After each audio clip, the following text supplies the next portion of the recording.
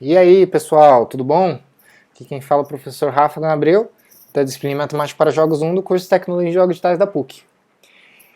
Nesta aula nós vamos focar nas funções trigonométricas inversas. Então, nós basicamente estudamos o seno e o cosseno e iniciamos brevemente o estudo da tangente. Esse é um assunto ainda que eu quero deixar para o final.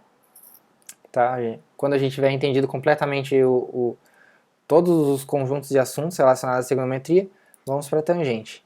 E na verdade, o último tema que eu quero tratar antes de chegar na tangente são as próprias funções trigonométricas inversas. Então, o que seria essas funções trigonométricas inversas?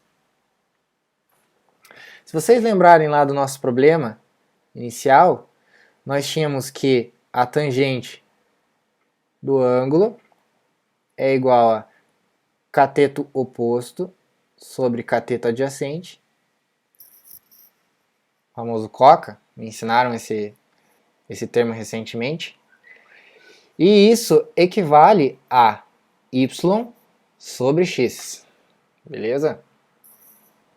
Então a tangente do ângulo equivale a y sobre x. Beleza. A tangente do ângulo, na verdade, ela nos descreve uma relação de proporção entre y e x. Mas o que eu quero realmente saber é o ângulo. O que é interessante aqui, né, que nós temos os valores das coordenadas em y e x, ou seja, uma coordenada cartesiana, e a partir disso eu quero obter o ângulo da tangente. Então, o que é esse ângulo que está gerando essa tangente? Para descobrir isso, eu preciso isolar esse ângulo para cá. Então, o ângulo será igual a tan de y sobre x. Tá? Mas o que seria a tan? Como é que eu faço para calcular a tan? Qual o sentido, qual a intuição por detrás desta função a tan? E é isso que nós vamos estudar agora. Só que para trabalhar com esses conceitos, eu vou ir para o código. Vamos programar um pouquinho. Então aqui eu criei um Win32 Console Application e agora eu vou criar um CPP onde eu vou inserir uma main. Ok? Então aqui está a nossa main. Vamos dar um include IOStream.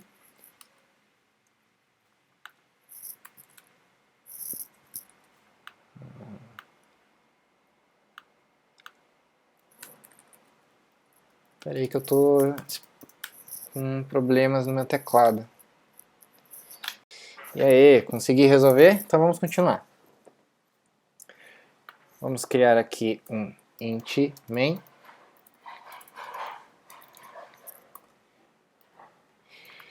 E return 0.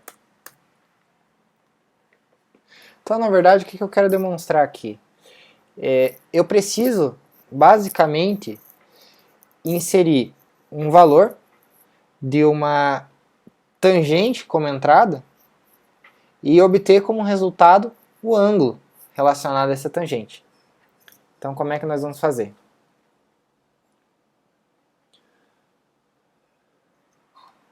Vamos pegar aqui, fazer um forzinho.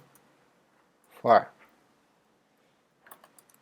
i igual a 0 e menor igual a menor que 360, tá bom? E mais.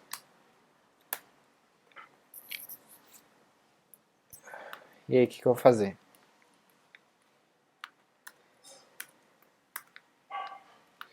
Vamos agora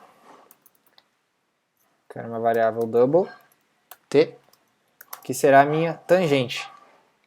Então vamos incluir aqui, include cmath. Então vamos calcular agora a tangente de um ângulo. Só que esse ângulo aqui, ele está em graus. Eu quero a versão dele em radianos. Como é que eu vou fazer? Vou colocar 0 aqui por enquanto, para ele não reclamar. Vamos substituir aqui por alto. E aqui vamos calcular o nosso radiano. Então, rad equivale a I vezes π. Será que π está definido? Π não está definido. Então vamos fazer aqui um define.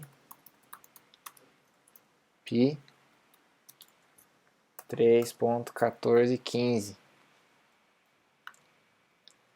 Então 1 vezes π dividido por 180. Acho que é isso. Se não for isso, é o contrário. Mas a gente vê na prática aqui. Então eu quero calcular a tangente desse ângulo em radianos.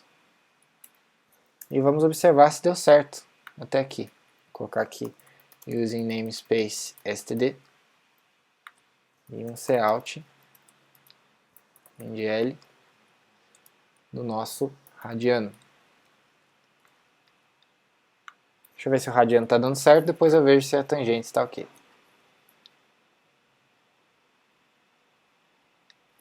Tá, parece que faz sentido.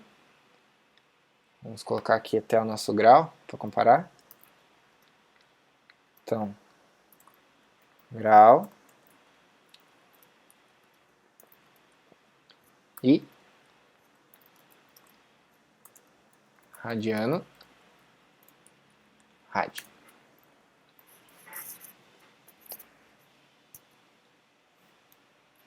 Tá aqui, ó. Então, faz sentido, né? Faz sentido. Então a conversão está correta. Continuando o nosso código. Então existe um ângulo em radianos aqui que está sendo inserido dentro da tangente e essa variável t está armazenando o resultado. Vamos agora aplicar a função inversa. Alto atan. Vou colocar aqui at igual a atan de t. Claro que isso aqui vai nos retornar. Ele recebe uma tangente como valor de entrada e a saída é o ângulo, ou seja, ele vai receber t e como é a função inversa, ele vai retornar o valor em radianos.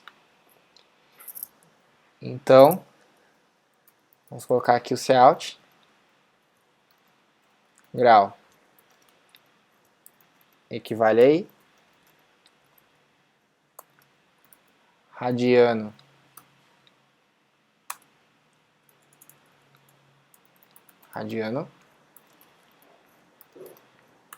equivale ao nosso AT.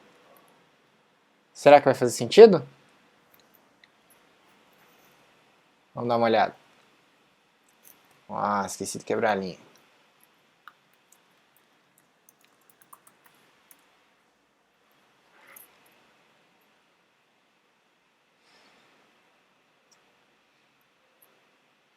Então, ele nos deu valores de radiano negativos. O que isso significa na prática? Vamos converter esse cara aqui para graus.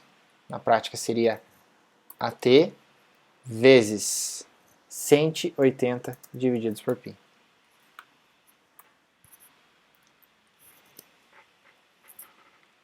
Não seria bem radiano aqui no texto, né? Vamos colocar aqui resultado atan.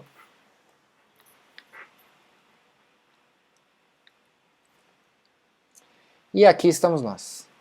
O que vocês vão perceber?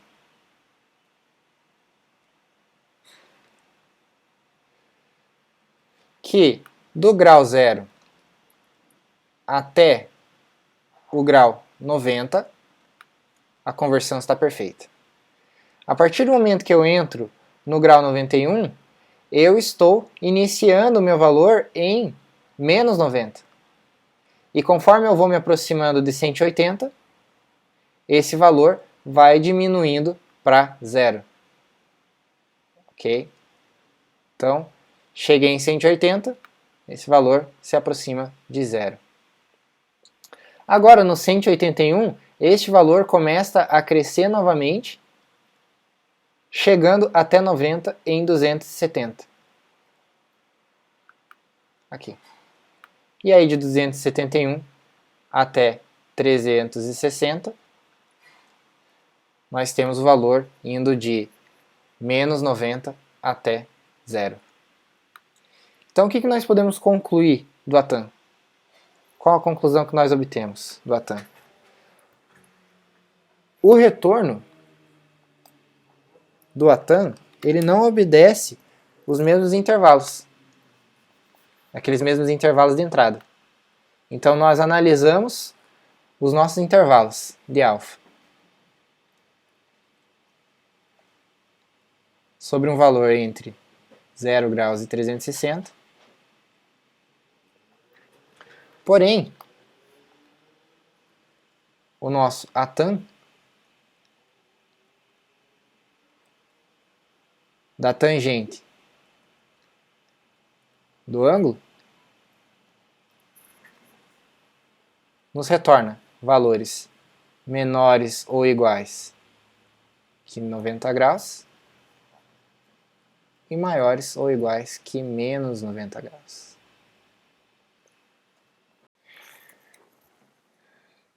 Então, se nós interpretarmos os valores obtidos no nosso gráfico,